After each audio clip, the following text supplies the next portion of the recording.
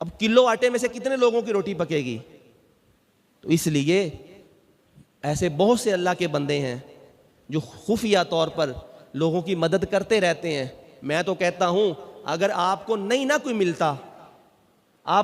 मिलता, गरीब मजदूर, आपको नहीं पता चल रहा कि यार मैं किसको दूं, आप किसी भी किराने वाली अपने मोहल्ले की दुकान पे चले जाएं, दुकानदार से पूछें यार किंदा किंदा उधार लग गया है, दस का जरा केड़े बंदे का कोई 2-3 महीने तो तेरा उधार देने वाला पिया है।